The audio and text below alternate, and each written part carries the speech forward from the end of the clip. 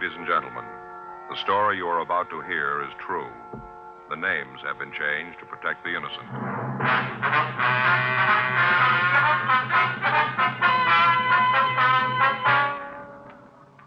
You're a detective sergeant. You're assigned to homicide detail. An elderly woman in your city has disappeared. There's no lead to where she's gone or why she left. Your job, find her.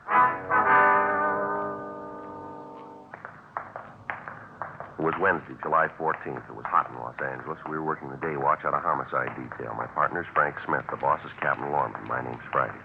We were on our way out from the office, and it was 9:47 a.m. when we got to 654 Kenmore Avenue. Yes? Miss Crocker? It's Miss Crocker, but I'm her. Police officer. Oh, yeah, come in. Thank you.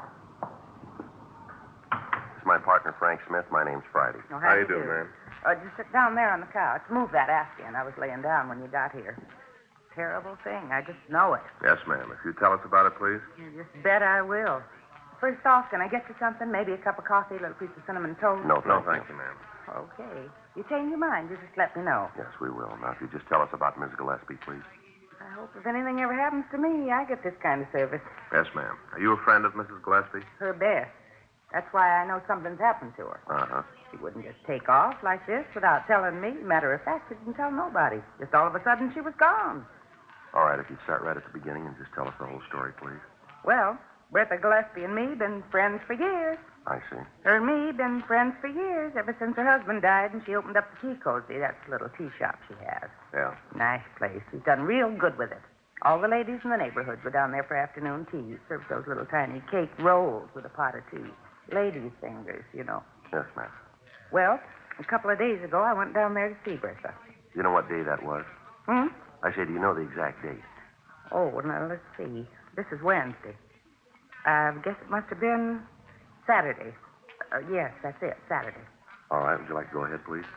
Well, I went down to the tea cozy, and there was a sign right on the door telling how Bertha was sick and she'd gone away for a couple of days. Was she in poor health? Bertha? Yes, ma'am. Bertha was as strong as an ox. Nothing wrong with her. Besides that, I saw her only Friday night. She didn't say nothing to me about being sick, not a word. I see. That's what made me figure that there was something wrong.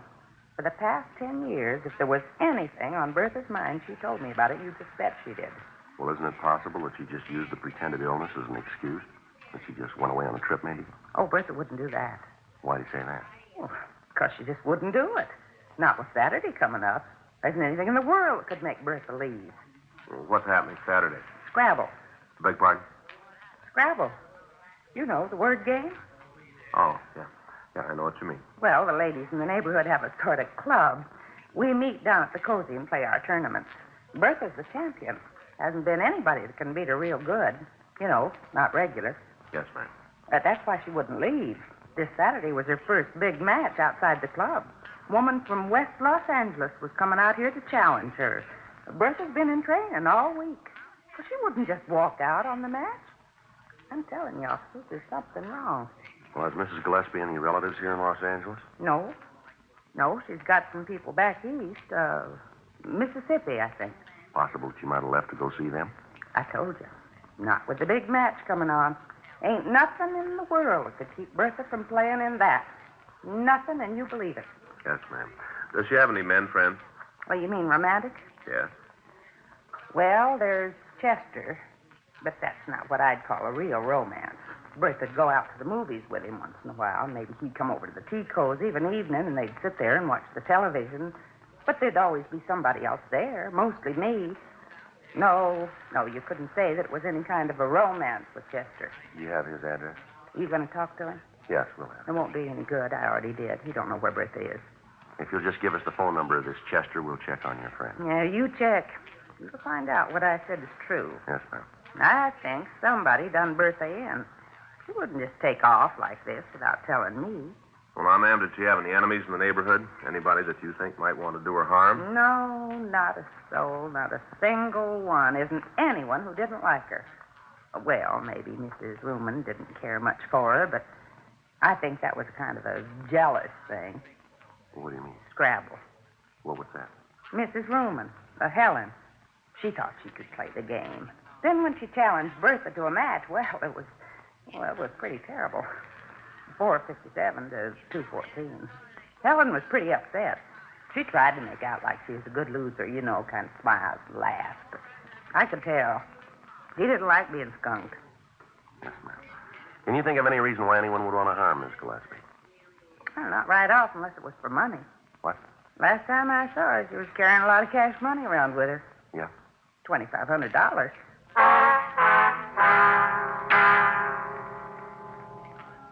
10:33 a.m. We put in a call to missing persons detail and checked the name Bertha Gillespie through the files. There'd been no report filed on her, and her name did not appear in the Gaga file. We checked the name through R&I, but she had no criminal record in Los Angeles. 10:47 a.m. We drove by the Tea Cozy restaurant. On the front door, attached with cellophane tape, was a hand-lettered note reading, "Taking a short vacation. Watch for reopening." Through the glass pane, we could see the interior of the shop. Everything appeared to be in order. Frank and I checked the rear of the building, but from what we could see, there was nothing out of line.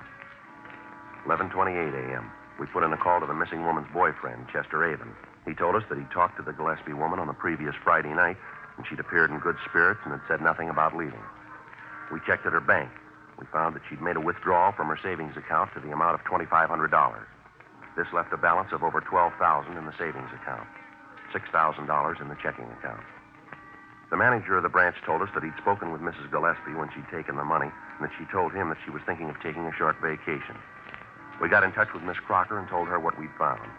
We asked her if she wanted to file a missing persons report.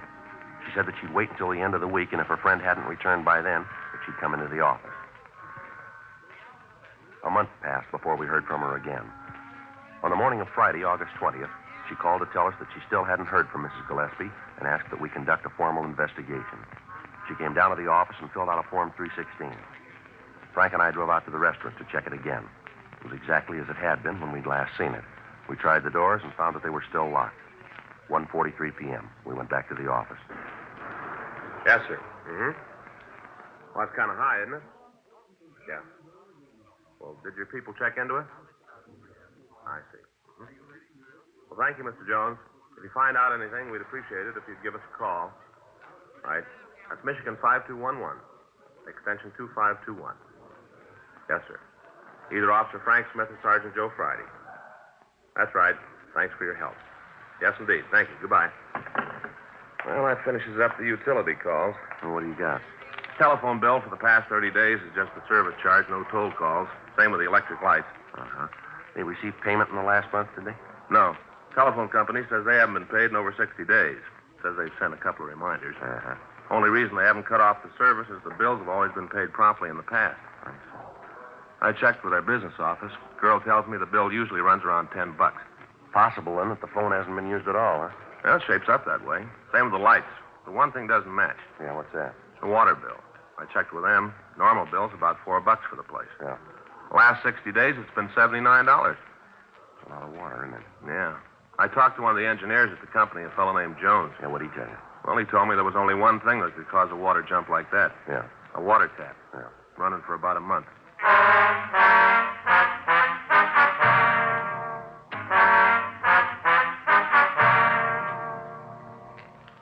2:06 p.m. We called the bank where Mrs. Gillespie had her accounts. The head cashier told us that since the date she'd withdrawn the $2,500, there'd been no deposits or withdrawals made. We telephoned the missing woman's friend, Mrs. Winifred Crocker. From her, we got the name and address of the owner of the building where the Tea Cozy restaurant was located. Frank and I signed out of the office and drove out to see him. The address we'd been given was a large house in the Silver Lake district. We rang the bell to the front door, but we got no answer. We walked around to the back of the property to a large garage. Now, Joe, if we find this guy, we can find out if she gave him some indication she was going to leave. Yeah. Sounds like there's somebody there. Yeah. In here, I guess. Uh-huh. Yeah? We'd like to see Virgil Medina. I'm him. What do you want? Police officers. We'd like to check out a few things with you if we can. What about? Well, it might be easier if we talked inside. I got no truck with the cops. I got none and I want none. Now you can just ask your questions from out there. All right, sir. That's the way you want it. Well, that's the way it's going to be. Now get your questions asked and go about your business. You own a building located at 687 Kenmore Avenue? Why? Look, Mr. Medina, we're trying to conduct an investigation. We'd like to have your cooperation. If you don't want to talk here, we can go downtown. I own the building. Why? You have a tenant named Bertha Gillespie? Yes. Why? When did you see her last? Well, about a month ago, at least that. Do you remember the exact date? I don't know. It's a long time ago. What's all this about Bertha anyway? What are all these questions? You got something you want to know about her? Go ask her yourself. Anything I can tell you that she can't, go talk to her. Leave me alone. Where'd you see her last? Down at the restaurant. What time of day? It was nighttime. Would you try to remember what date it was? It's pretty important. Wait a minute. I'll try to figure. See, I guess it must have been on a Saturday night. Yes, I'd say it was Saturday, the 10th of July. Do you have any way of being sure that that's the date? Now, look, you come around here asking questions, and I've given you an answer. You can take it or leave it. I got no way of being sure. That's the day I think I saw her last. She seem in good spirits?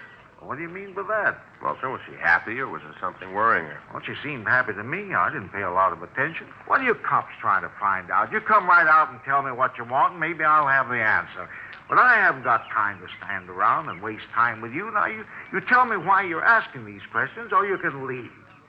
Mrs. Gillespie's been reported missing. We're trying to trace it. Well, who done that? Who says she's missing? Well, that's not the important point here. We got the report. We've got to check it out. Well, whoever told you that's crazy? If Bertha's gone, there's a good reason for it. I guess she just finally got fed up and left town. What do you mean? She made a mint of money from that place. Regular mint. She used to tell me that when she had enough, she was going to just take off and see the world. Go around the whole world on a tramp steamer. She told me when she signed the last lease that she thought this would be the last one. She ain't missing. She just gone. Did she say anything to you about the fixtures in the place? What do you mean? Well, you know, the furniture, all the fixtures. They belong to her, don't they? Yes, I guess so. Will she make any arrangements to dispose of them? Not to me, she didn't. Wonder if you have a key to the place. The tea cozy? Yes, sir. No, I don't. You own the building and you don't have a key to the restaurant? Well, no, I had one, but I lost it. Never had another one made. Why? What do you want with the key? We want to check the premises. Well, as far as I'm concerned, you got no right to do that. The place belongs to Mrs. Gillespie. You got no right to go tromping around in there. Afraid we're going to have to. Then you're going to do it without my say-so. All right, sir, if that's the way it's going to be. I'm telling you, she ain't going to like it. She ain't going to like you going in the place when she isn't there. Well, we take that up with her. Well, you better, because I'm not going to take any responsibility for it. We're not asking you to, Mr. Medina. I'll give you this, though. Yes, sir, what's that?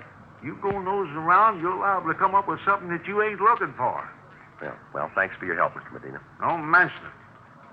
Just remember what I told you about finding trouble when you ain't looking for it. Well, that doesn't happen often. Huh? We're looking for it. 3:14 p.m. Frank and I drove back to the Tea Cozy restaurant on Kenmore Avenue. We checked the front door of the place. It was locked. While Frank covered one side of the building, I took the other side, looking for open windows. How about it? No luck. Me neither. What do we do now? Well, we'll have to try to force one of the windows in the back. All right. Come on. I think maybe we can get in here. You gonna break it? Well, we're going to have to. Wait a minute, Joe. Huh? You hear water running? Sounds like it's coming from inside. Yeah, might be. Well, let's get in there. All right. You want my gun? No, these are handcuffs. See if I can knock a hole in the top half of the window here. Wait a minute. You better use your handkerchief. Let me borrow yours. Here. All right. Now, look. There, that does it.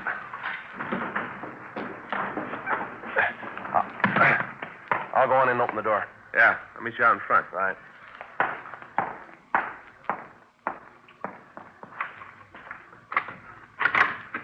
Frank? Yeah, here. Come on in. See anything? No, I haven't looked yet. Well, this must be the living room. Yeah. Everything looks okay here. A little dusty. Water's running someplace. Wait a minute. Sounds like it's come from over there. Yeah. Better turn it off. Yeah. Better call the crime lab, huh? Yeah. Kind of a rough one, isn't it? Yeah. Looks like she put up quite a fight. Bloodstains all over the place. Yeah. Look here. Huh? I guess this is what killed her. Yeah. Butcher knife.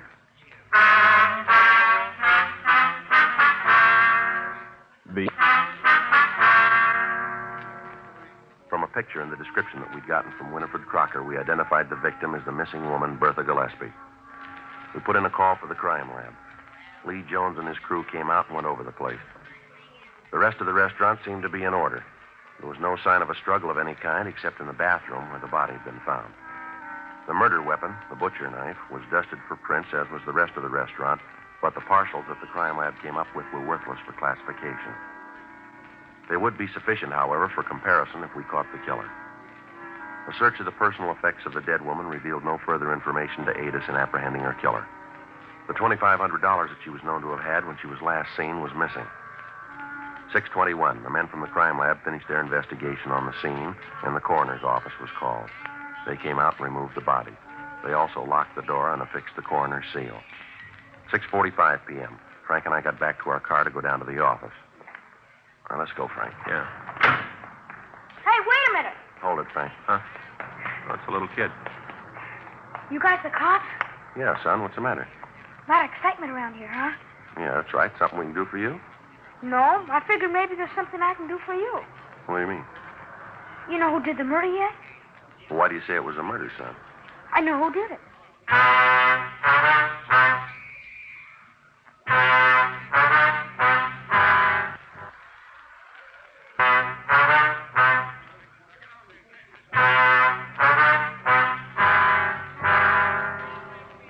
The working detective has learned by experience that approximately 60% of all homicides are solved within 20 minutes after the arrival of the authorities.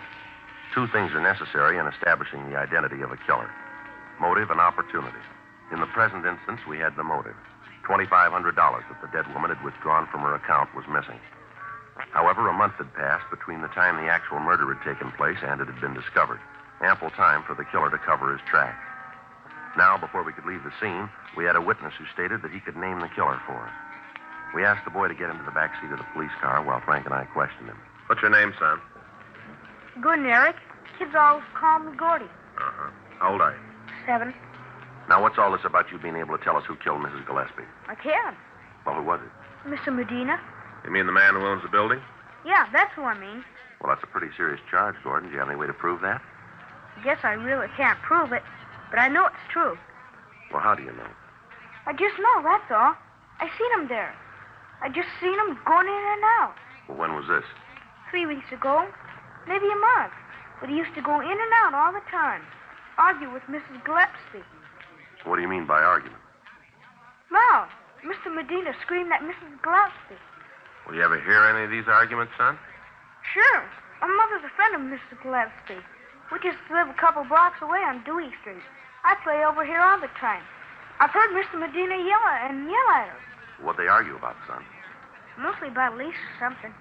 Seems like Mr. Medina wants Mrs. Gillespie to move out. She didn't want him. Made him pretty sore. You gotta talk to him. He'll tell you the same thing about how he used to fight with her. All right, son. Your mother ever hear any of these fights? Sure. You ask her. She'll tell you the same way just as I did. Okay, is she home now? Should be. Maybe she went out to the store or something. She should be home. Okay, son. Let's go, Frank. Yeah. Guess this is about the most excitement we've had for a long time. Yeah. Poor old Mrs. Gillespie. Sure nice old lady. Real nice. Mm-hmm.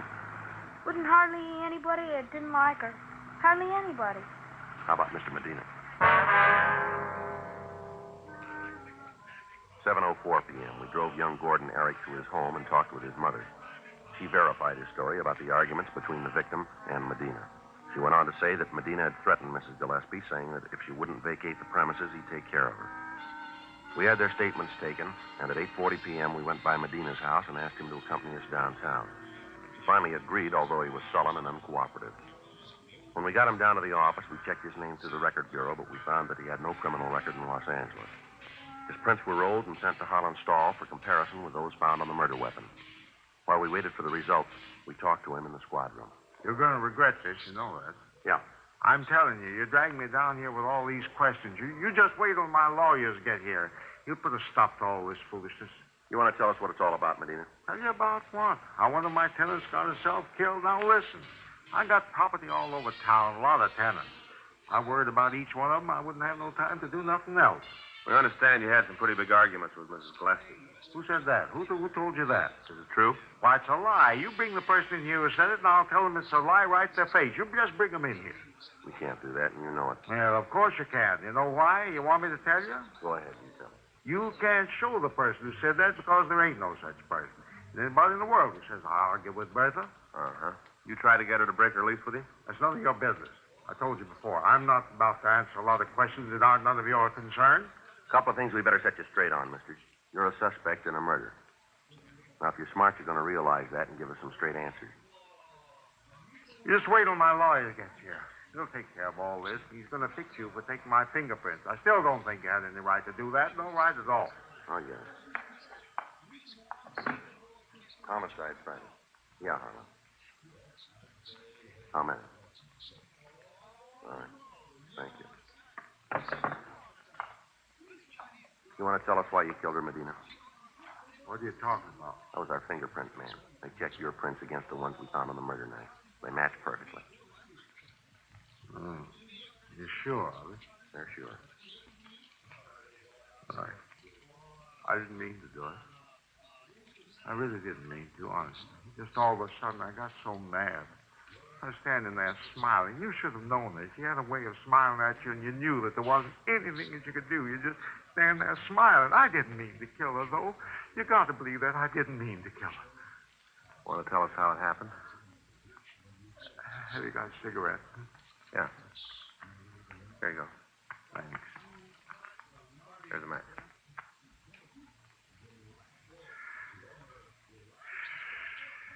I had a chance to lease the place to some other people. More money. I tried to get her out. Go ahead. I tried to talk to her. I tried to get her to retire. She had enough money. She didn't ever have to worry. All I wanted to do was to get out. But she wouldn't. She said I'd signed a lease with her and she was going to keep it. How much difference was there between what she was paying and what the new people were going to give you? $50 a month. You killed her for that? Oh, yeah, you don't understand. You got to try. Now, really, this is important. If you knew Bertha, you'd know why I did it. You see, I went to her. I told her that I'd give her a lease on another piece of property. I'd give it to her at less money. I was trying to be fair. You can see that. I wanted to be fair. Mm-hmm. Well, that Saturday night, I decided to have it out with her. I went over to talk, tried to convince her. But she wouldn't listen. She just wouldn't listen. I tried everything to make her listen, but she wouldn't. She just stood there and told me that she had the lease and that she was going to keep it. She just stood there with that superior smile of hers, like she knew it all. Makes you want to hit her as hard as you could. If you knew her, you'd see what I mean. You'd see. Did you take the money? Yes. I don't know why I did that. Just all of a sudden, I got so mad at her, I picked up the knife, and I killed her. I didn't mean to, honest, I didn't. As soon as I saw her, I was sorry. I was real sorry. Yeah. Did you turn that water on? Well, I guess so. You see, I don't remember too good. I washed my hands after I'd killed her. I remember that. I guess I did leave the water on. I guess I did, yeah. All right. Do you want to get the stenographer, Frank? Sure. Thanks.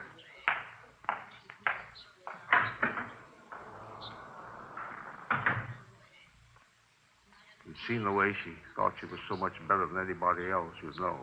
Is that right? Well, sure. All those old hens clucking around all the time, building her up, making her feel superior, real superior. Mm-hmm. If she just moved out, if she just let me have the place, it all would have been all right. If she'd just done that. That's a lot of money, you know. $50 a month. That's what I stood to make on the deal. Yeah. It was worth it, don't you think? $50 a month without turning her hand? Everybody'd figured that way, wouldn't they? Well, everybody'd think so. Now, when you get where you're going, you're going to ask him.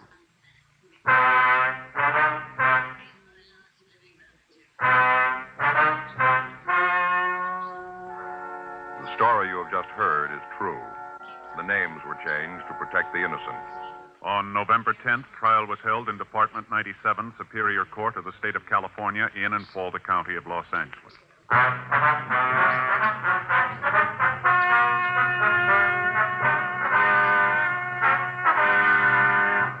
Virgil Emil Medina was tried and convicted of murder in the second degree and received sentence as prescribed by law. Murder in the second degree is punishable by imprisonment in the state penitentiary for a period of from 5 years to life.